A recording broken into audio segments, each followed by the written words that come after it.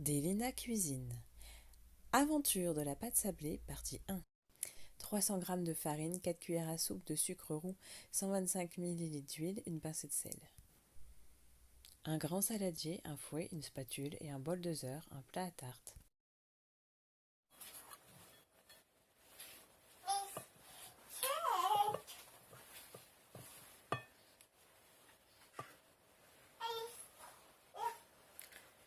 Vous voyez les petits grumeaux là qui ressemblent un petit peu à des petites boules. Bon, c'est à peu près ce qu'on voit dans toutes les vidéos où ils font de la pâte sablée avec du beurre. Donc on va continuer comme ça petit à petit à incorporer l'huile jusqu'à obtenir l'aspect d'une pâte sableuse comme avec du beurre. Faut pas hésiter à venir les casser de temps en temps.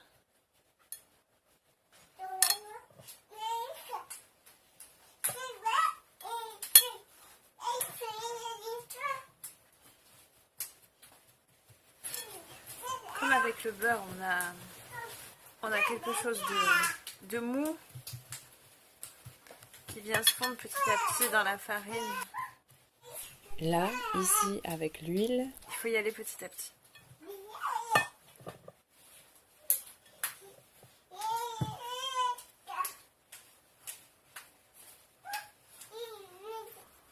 Pas hésiter à venir écraser avec les doigts. Bien entendu, vous vous êtes lavé les mains avant, les ongles, tout ça. Et pour les personnes qui se questionnent, eh bien, ma foi, le concert que vous entendez derrière, c'est mon petit bébé.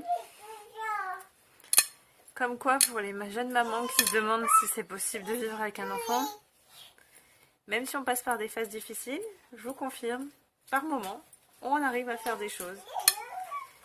Il faut juste un peu de patience.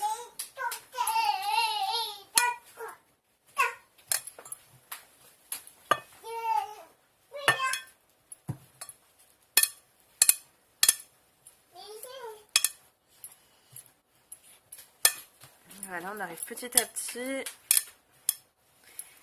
à des choses que vous avez peut-être vues sur internet, avec des recettes au beurre, pour faire ce qu'ils appellent la pommade, là. La première fois que j'ai voulu faire cette recette, j'avais mélangé l'huile tout de suite. Ça avait été une véritable catastrophe. Et on dirait que là, je m'approche enfin de la vérité.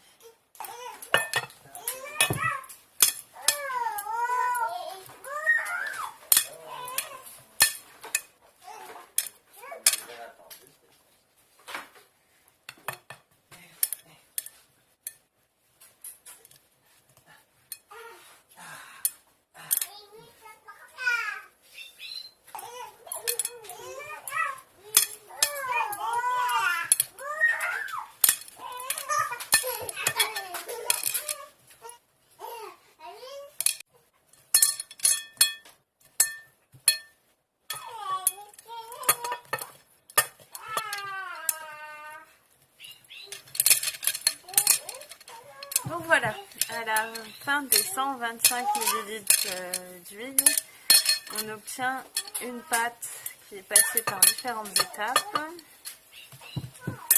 Les mains, comme vous pouvez constater, ne sont pas trop collantes. Elles sont quasiment propres. Et on obtient une pâte dont la consistance, vous allez voir, est donc friable. Mais surtout, et c'est le plus important,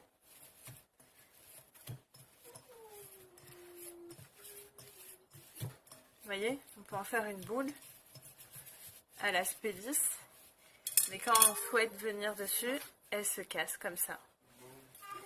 C'est exactement tout ce qu'il faut. Donc à partir de cette étape-là, d'après tous les résumés, toutes les heures de vidéos que j'ai pu voir, il faut en faire donc un disque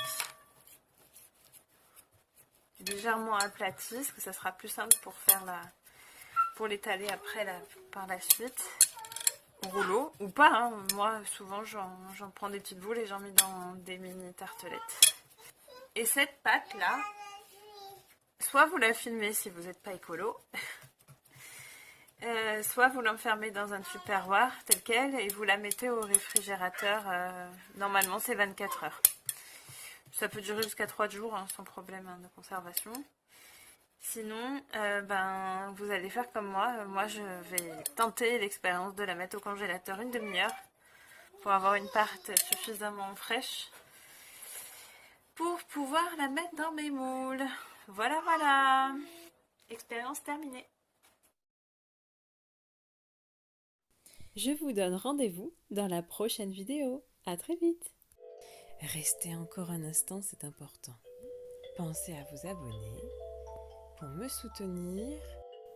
Je vous dis un grand merci. À bientôt, j'espère.